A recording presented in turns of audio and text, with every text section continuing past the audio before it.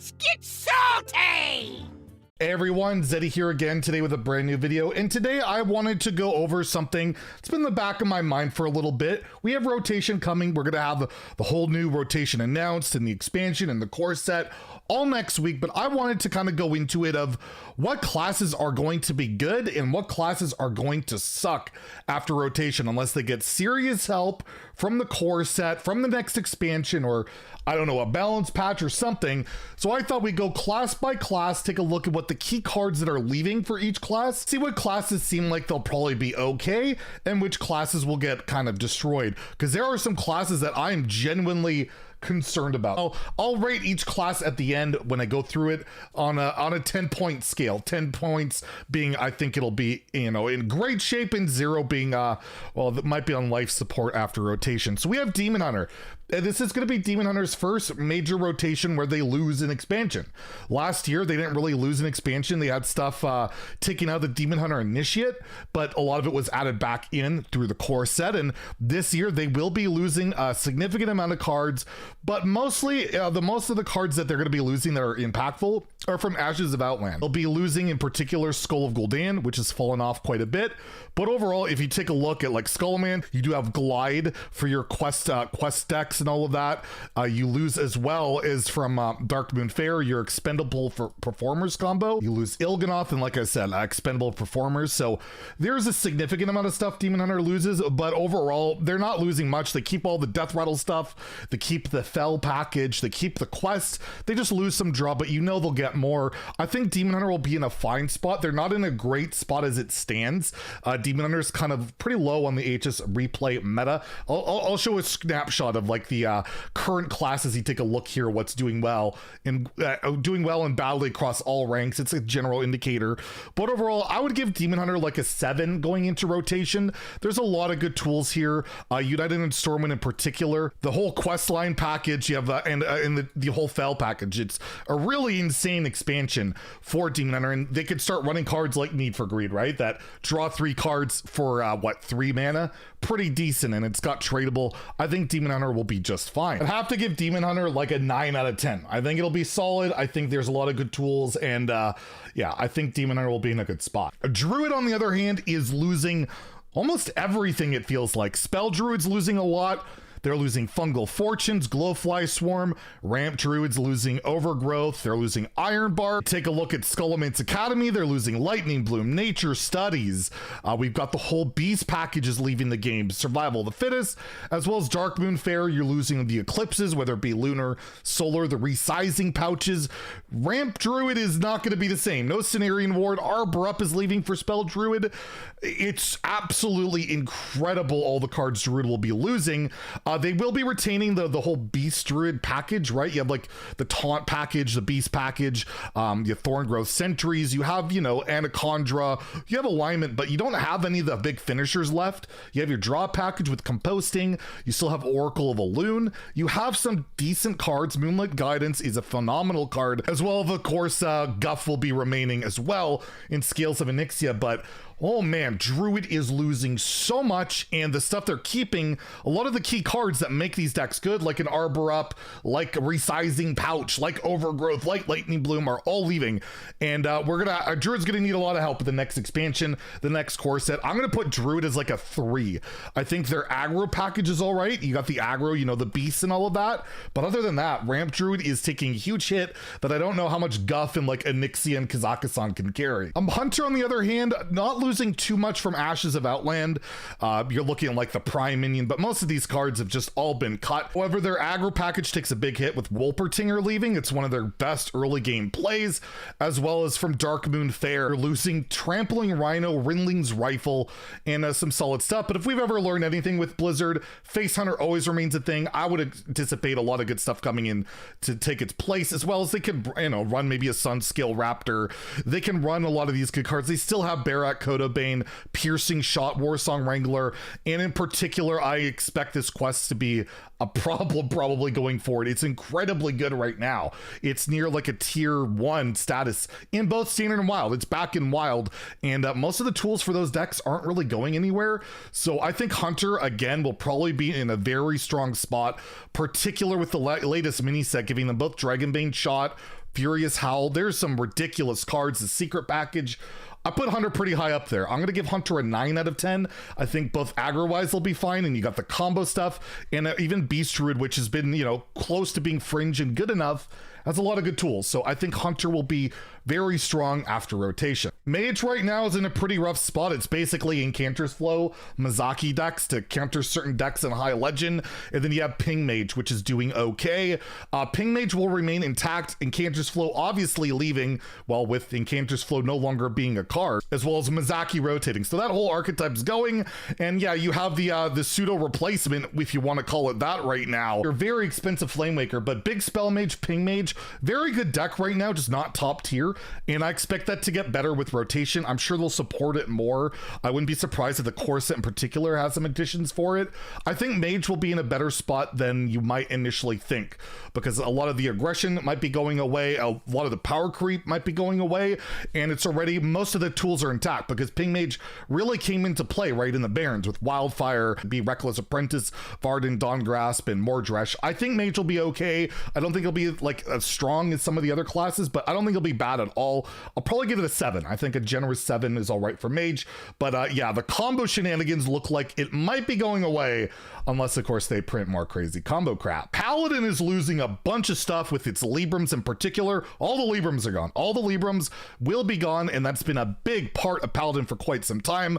Also losing some pretty big staples as well, like Lord Barov is going, Blessing of Authority. Some pretty good stuff is leaving the game. However, this past year was just incredible for Paladin. In particular, all the hand buff stuff, the secret stuff. You got cheap draw for Paladin now. I don't think they're going to be in a tough spot at all. In particular, they have one of the most busted hero cards probably ever with Lightforged Cariel. This card can just win games by itself. She is that freaking good. And you have a good hand buff package from United and Stormwind still doing incredible work. The majority of it will be sticking around.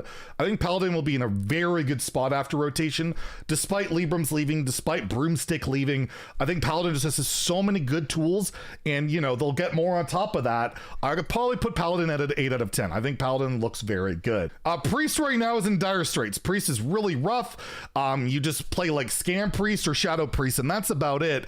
And Priest is going to be losing some incredible cards like Renew. They're going to be losing Soul Mirror. They're losing as well as one of the more busted cards they've ever had in Raise Dead. Even some of their aggressive cards like Frizzle Freshman, whatever you want to call it, that's leaving. You've Disciplinary Gambling seen play, and probably the most important card that's leaving is Palm Reading. Just an absurdly good card for Priest. Insane mana cheat, all sorts of stuff that goes with it.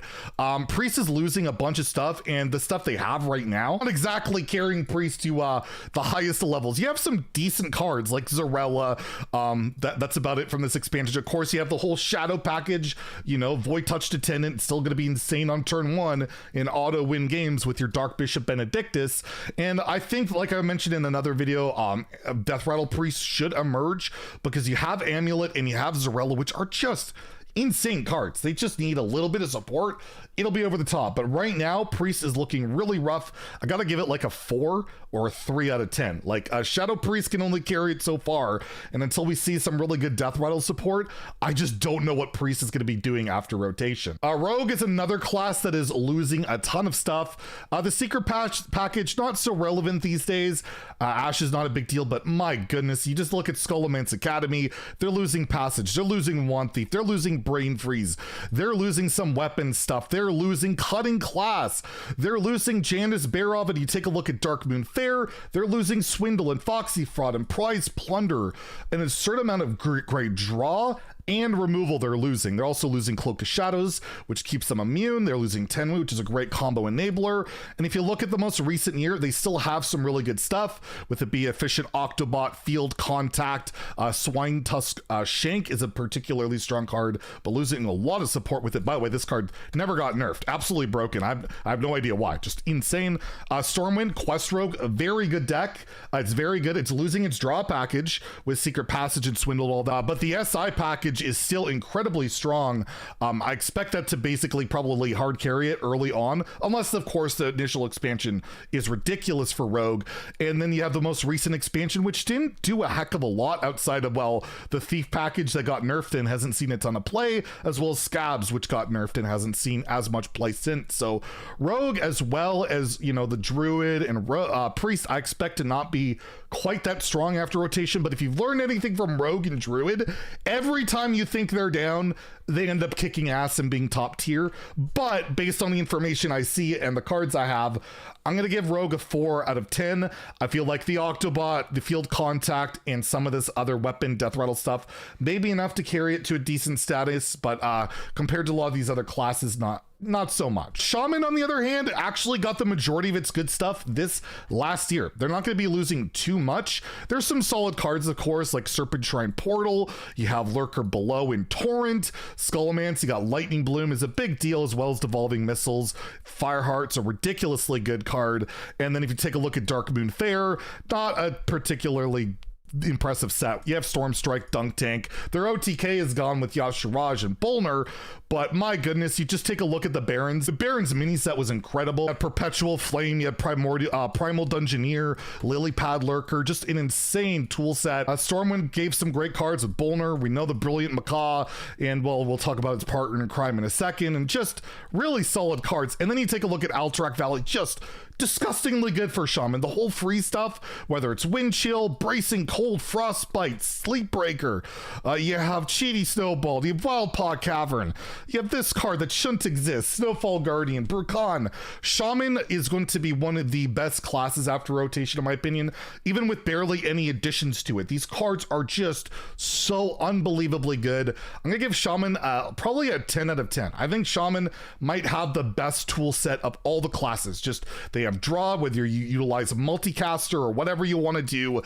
It's just gonna kick some ass, and I hate this card. I'm just gonna put it out there. Why does Frost Nova kill me, and why can they do it 4 times in one game? Anyways, enough of the Zeddy rant. Warlock has not been doing super great after the Demon Seed got nerfed like a bajillion times, and well, power creep has occurred, and well, Warlock not losing honestly that much. You take a look at Ashes of Outland, like none of these cards really see standard play. In Skullomance, they're losing Raised Dead, which is an absolutely huge deal. I can't overstate that one. Raised Dead is such a good card, but overall, not too much other than the Flesh Giant, and then Dark Moon Fair, losing Backfire, Quest Enabler, Draw Engine. They're losing a lot of their good quest cards, right? They're losing Hysteria, pretty solid removal. Ticketus, people can stop complaining finally, even though it hasn't been that good. But the Barons, you know, Barons was not amazing. They had the whole Delete Warlock thing that didn't work out until, well, they, you know, made the Demon Seed, and then it worked out. And there's some good stuff. They're still going to have Rune Mithril Rod, and as long as this card stays the way it is, even at 5, I feel like Warlock will have something good to do no matter what. Entitled Customer's a good card as well. And the last set was really kind of rough for Warlock. Outside of Tamsin, you look at these cards, they are just not spectacular. Warlock's kind of in that weird spot where it was just too good, so they kind of had to kill a bunch of stuff, but a lot of the stuff that made that stuff good is now leaving. It'll be interesting to see what Warlock does. I think they're kind of a below a 5 out of 10 right now. I'll give it a 4. There's some good tools there, but I just don't see it all coming together compared to the other classes. But overall, I'm sure Warlock will do just fine. They have Light Tap after all. And lastly, we have Warrior, which is losing some pirates, losing mainly their control tools, it feels like their Bulwark, like their Barov, like their Coerce, Cutting Class, Rattlegore, Troublemaker. Some really cool Warrior cards are leaving the whole pool. They're losing their, like, a really good Rush package as well from Dark Moon Fair that did quite a lot of work for a little bit during the Barons, which saw even more Rush and hand buff stuff coming along. But I think Warrior has a really good shell. They still have Raid the Docks, which I imagine will still be pretty good after rotation, if not better, because most of the good pirates are part of the expansions, unless they rotate a bunch of the core set ones. And they have some really good control tools from the latest expansion. They got great armor gain, AoE, a win condition with Galvangar, where Kara got buffed. I think Warrior's in a solid spot. I'll give Warrior 7 out of 10. So there you go. Those are my takes takes and what classes should do well, should do poorly, and I'd love to hear your comments below, what you agree with, disagree with, what you're excited to see, and of course, we'll have to see what they get in the next expansion, the next core set. That will have a huge implication on everything, but the foundation is there, and we'll see what the classes can do. If you enjoyed the video, please like and subscribe. Have a great day, and stay salty, my friends.